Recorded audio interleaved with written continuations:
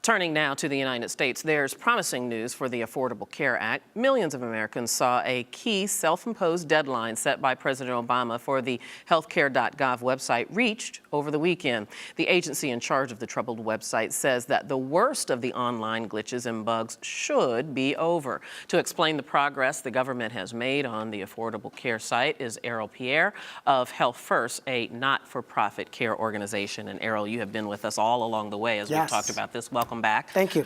Good to see you. Good to see you. Now, Jeff Zients said this. He said the bottom line, healthcare.gov on December 1st is day and night from where it was on October 1st. So improvement is expected, but give us a report card. How much progress has the government really made to fix these problems? Sure. We have sales folks on the ground, so we're hearing right from them directly. Since October to now, definitely change. The click-throughs are faster. It takes you faster to get from one page to another page. Validation of who you are. So when you go on the site to type in your information and it has to go out to something called a federal hub to see if you are who you say you are, that process has been faster. But the big, I think, information that needs to be widely distributed is the website fix for healthcare.gov is about 36 states. These are the federal exchanges. These were the states where the governor said, I'm not going to build my own marketplace or my own exchange. And Washington, D.C. had to go into those states and build it themselves. The vast majority of the other states that have either chosen to do their own, like New York or California, or New Hampshire, which has done a hybrid, some federal, some state, those have been working better than the federal. So sometimes you hear these things about the glitches.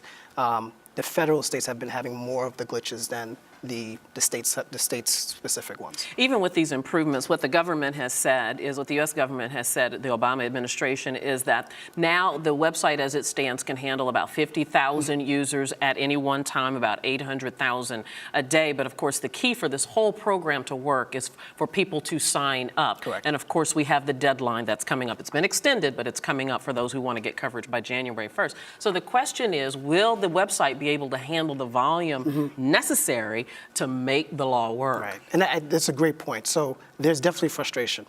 Folks that started October 1st that sort of got that website that said it's down, frustrated. If they try it again, frustrated. So we've been working with them to say, let's schedule an appointment to walk you through it. Do it during off times. A lot of times if you're going on during the morning or during the end of the day, that's when you're going to get most of the site traffic. But doing things on the weekend or later in the day after 5 o'clock, you can kind of get through. But to your point, the folks that need it the most will be the ones that sort of stay patient and consistent and persistent to get on. And that's the big worry, that the folks who need it will get it. And then the folks that sort of will get it for protection or security will sort of say, forget about it, I won't do it this year, or I'll do it later.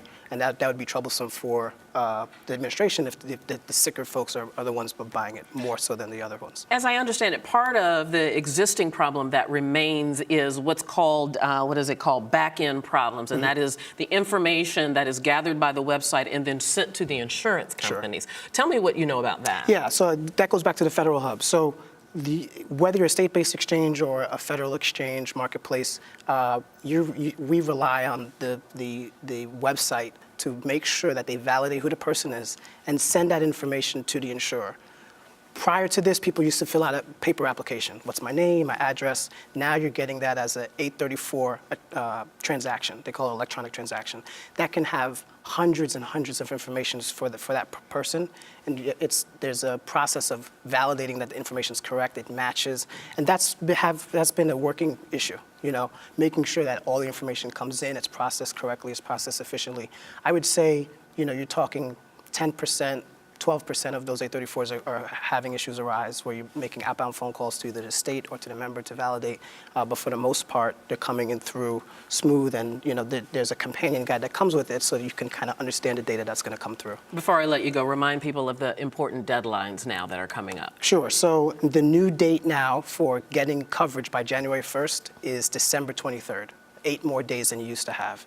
And you can enroll through March 31st. It used to be February 15th to get coverage by March 1st, but now they say you can actually enroll all the way up to March 31st and still avoid penalties. And that's to avoid the penalties on our tax returns. All right, Errol Pierre, you're always great at this. Thank you so much. Not a problem. Thank you. Well, I'm sure we'll talk again.